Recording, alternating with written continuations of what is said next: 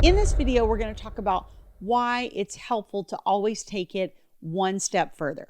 When we're dealing with a high conflict person, I know that it's so easy to get just worn down, mentally, emotionally, whatever, where you're just like, I don't care anymore. I just want the conversation over. I want to be done.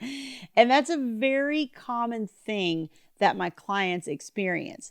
But if you have ever read Think and Grow Rich by Napoleon Hill, there is this great story in there where they talk about 3 feet from gold. And it's essentially, I'm going to very much paraphrase, go read the book if you really want the nice, uplifting story. But essentially it's about, people who were part of the gold rush, back in the old West days.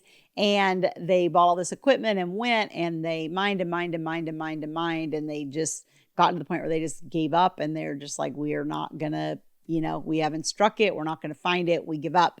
And they sold all their equipment to another person, whatever, went back home. That other person had some specialist come in, help them figure out where the vein of the gold started. And the person said, most likely it's within this range.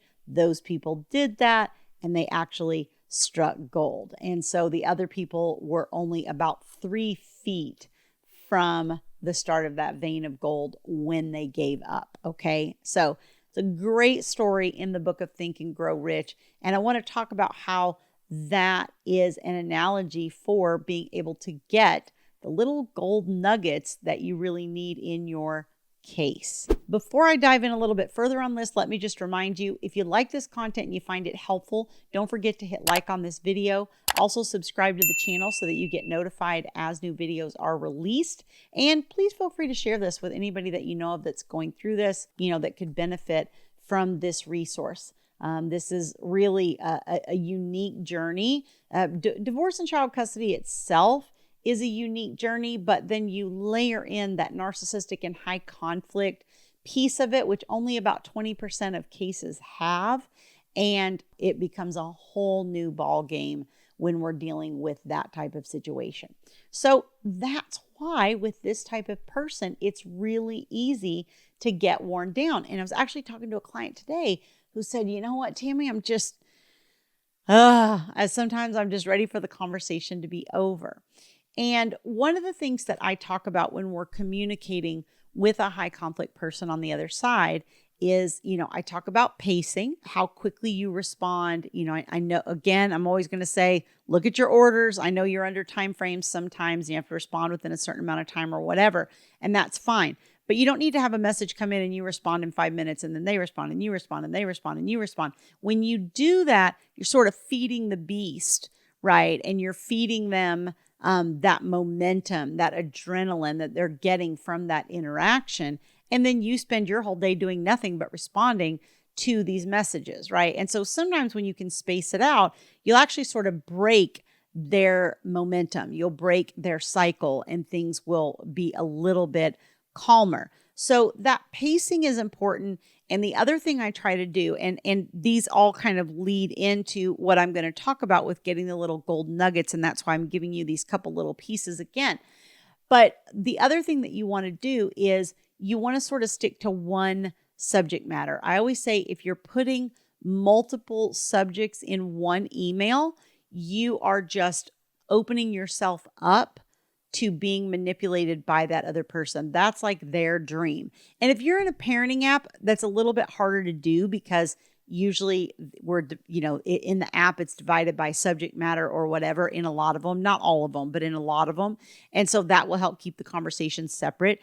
But if you're communicating via text or email or a parenting app that doesn't sort it out like that, then you have to be a little bit more diligent about the fact that you don't want to bring multiple issues into one thread of communication. And the reason is because it gives them a lot more ability to manipulate that conversation. They can respond to the things they want to. They can ignore the things that they don't want to respond to. It gives them a certain amount of plausible deniability, like, oh, I didn't see it. I missed it, in the middle of all the other ones or whatever. And it just gives them the ability to manipulate the conversation a lot more. So I like to keep it really streamlined and only have one topic. Now, again, I know that becomes a little more tedious. I know that means overall you're having to do more messages, okay? But we have to kind of settle into a rhythm of this where you're going, okay, once or twice a day at a specific time, I'm going to check the messages. I'm going to respond. I'm not going to let all these come in and just go, oh, I got to get this off my plate, right? And for all of you type A'ers in the room, raise your hand, right? It's like, I'm going to get all this off my plate. You can't do that with a high conflict person because they just come back and you have a whole new set on your plate the next time around, okay? So you have to kind of take this methodically, one at a time, because trying to shove it all off like that is not going to work in this type of situation. So this is a long haul issue. You're never going to be, until your children are 18, you are never going to be free of these messages, right? So you need to get yourself in a flow, get yourself in a rhythm of how you're responding to things now, and set up that system so that you're not being emotionally drug along by the other person. When you can, pace it as much as you can. I know sometimes things are time sensitive, and you can keep your topics narrow. Then what you kind of want to do is, again, don't ask multiple questions at once. You don't want multi-layers. You want to go one step by one step by one step by one step. I will give you an example of a recent thing I had with a client where it was like, a relative is providing childcare and the other parent was consistently picking up pretty late, later than what the exchange time was on the court order, right? The exchange time was one time and the parent was picking up like an hour and a half, 2 hours later. Okay. So not even really within the window. Now, the first question is, okay, why did the other parent agree to that time if they knew they couldn't do it? I don't know. That's a whole nother issue, right? And that parent needs to go back and have that order modified. But essentially what the parent that I was working with wanted to do is they're like, look, I want to be able to use this to say, look, parents shouldn't have this overnight because they don't pick up till so late anyway, and then the child just essentially goes home, gets to bed late, their routine is rushed, and they got to get up and leave early the next morning for that parent to go to work again. So really the overnight doesn't make sense on this night. Okay, so let's build that in our communication with the other parent. Hey, and it was the parent I was working with, it was their relative. Okay, so they were to say, hey, I've noticed that you picked up late on Tuesday. Can you notify us when you're going to be late, whatever? And then the other parent came back with some kind of vague, well, I'm at work and I can't get there before blah, blah, blah, blah. You would think once you got that answer, okay, they're at work. They can't be there until, I'm going to be late picking up the kid or whatever. And then it's like, okay. And that almost seems like the end of the conversation. And what I said to this parent is, let's go back one more time and say, hey, is this going to be a recurring thing so that I can let my relative know that this is the expectation? Is this going to be a recurring thing that you're going to be showing up at, 8 p.m. instead of 6 p.m. or whatever every single day? And the other parent actually came back in the app and said, yes, that I can't get there before that time due to my work. So it will be 8 p.m. for pickup every time. Right. And I said to the client, that's it. That's the little gold nugget that we were looking for, is something where they actually said, yep, I can't do that time. It's got to be, would the first one have been helpful? It's helpful, but it's not as specific. Right. And it's not as direct an omission as every single time this is going to be an issue. I'm going to be this late every single week. Right. And that's essentially what we got by being a little more methodical, slowing down and asking those very specific questions in that way.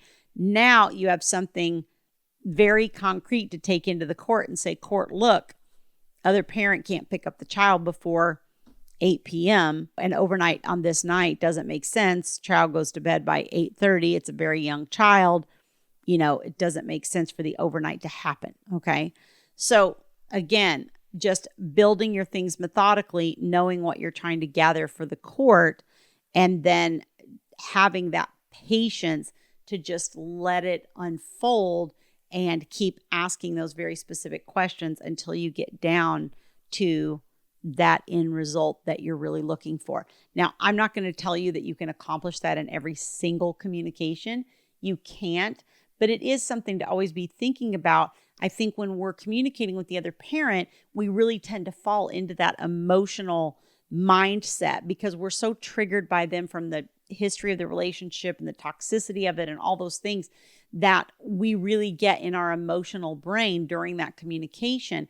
And you need to remember that these communications are always subject to being submitted to the court for one reason or another. And so you need to be thinking strategically in that way as much as you possibly can. Again, sometimes it's not practical and you can't, and it doesn't matter, but where and when you can, why not take it that one step further and get that extra little nugget, because you never know when those nuggets are going to be helpful. If you'd like to learn more techniques like this, you can go to divorceuniversityonline.com/VIP-coaching. There's information on that page on my group coaching programs for moms and for dads. And there's also information on my premium one-on-one VIP coaching services. I always say this is the level of support that you might want if you are right at the beginning of your case. It's complicated. Let's say you have a DV, domestic violence, a protective order, you have an attorney for the child, you have a custody evaluation, something of that nature going on, then most of the time those clients are a better fit for the VIP program. So go over there, check those out, and I will see you guys next time.